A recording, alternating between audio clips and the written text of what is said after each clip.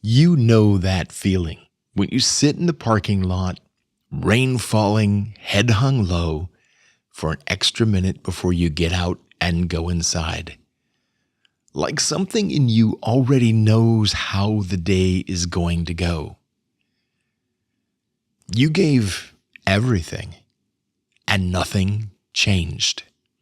Not the environment, not the way that you were seen, not the way that you were included in what actually matters. And at some point, you stop asking, what else can I do? And you start asking the question that hurts more. What if this doesn't get any better? Because if the problem isn't your effort, your talent, your experience, then trying harder won't save you. And that doesn't mean that you failed. And it doesn't mean that you weren't enough.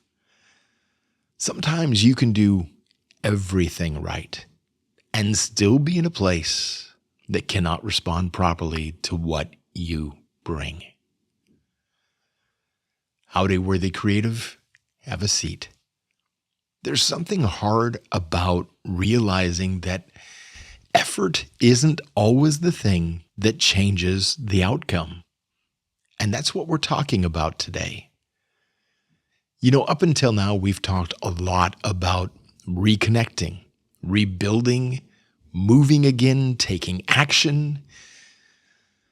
But eventually, almost every creative runs into something deeper.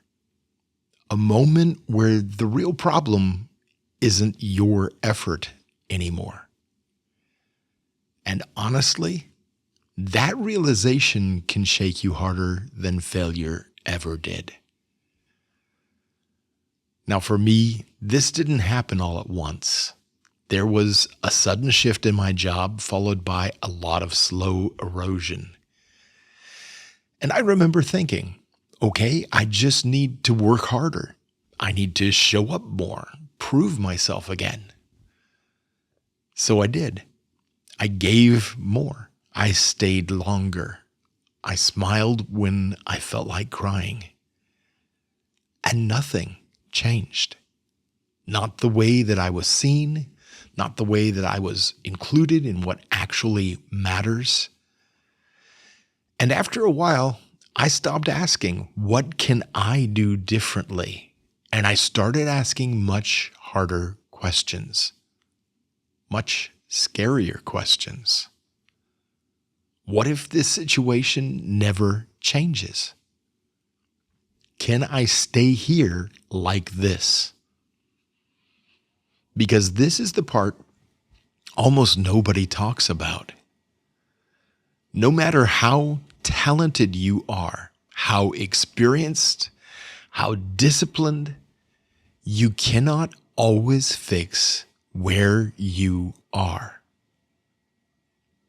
And realizing that can feel terrifying. And this is where everything shifts from trying harder to finally seeing clearly. Some places become machines, not evil, not personal, just systems focused on keeping themselves running. And once that happens, growth inside those environments can become very difficult, especially if your role is useful, your output is dependable, and your growth would disrupt the structure around you. And locking someone into place doesn't have to be intentional to still hurt. So let me ask you something, honestly. Are you still trying to fix it where you are? Are you starting to realize it may never become what you hoped it would? You don't have to explain everything, but if you want to, just write "still trying" or "I know." Because sometimes naming where you are is the first moment you stop carrying it alone. Because when you feel overlooked, forgotten, underused, your mind is going to try to explain it. Of course it does, especially if you've been there a long time, things used to feel different, or you know what you're capable of. So you start thinking, maybe I need to give more.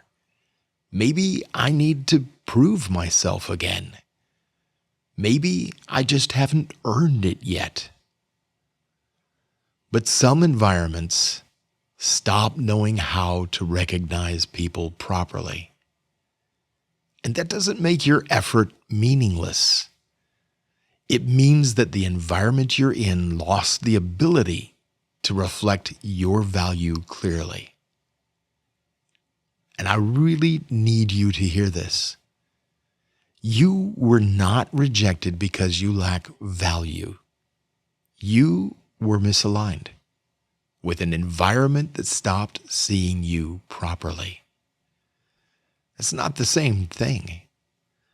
One is about your worth, and the other is about the conditions around you, and those are very different truths. So creative to creative, I have to tell you something honestly. You cannot grow well in an environment that isn't built to support your growth. No amount of discipline fixes that. No amount of talent can override that. And no amount of quietly giving everything you have changes a place that's already decided what role you're allowed to occupy. And this doesn't make you weak. If anything, it proves how long you kept trying. It doesn't mean you gave up. And it doesn't mean that you were never enough. You are not broken. You were misread. And misread things can be understood correctly again.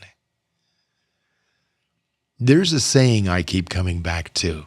If a plant isn't growing, you don't blame the plant. You check the soil, the sunlight, the conditions. And if the environment is wrong, telling the plant to try harder won't save it. And this is the part most people miss completely. Seeing the truth doesn't mean you have to uproot your life tomorrow. There's another way. Sometimes the very place that's limiting your growth can become the thing that funds your next step. You can begin building your creative next life before you leave where you are. You didn't lose your ability. You didn't run out of potential. You didn't lose your creative spark. And you do not have to give up on the dream. But you may not be able to fully grow that dream where you are now. You were trying to grow without enough sunlight, bad soil. And once you finally see that clearly, you can stop blaming yourself. You don't have to decide everything today. You don't have to panic. You don't even have to know exactly what comes next. But you do deserve conditions where you can grow, work that reflects what you bring, and a life where you can actually live creative, still worthy, still becoming. Now, a lot of creatives hit these moments and come to a complete stop afterwards. So next time, I want to talk about something important. Once you finally start moving again, how do you keep going without falling back into the same cycle? And if you want to stay in the coffee shop a little longer and go deeper into this conversation, the newsletter link is below.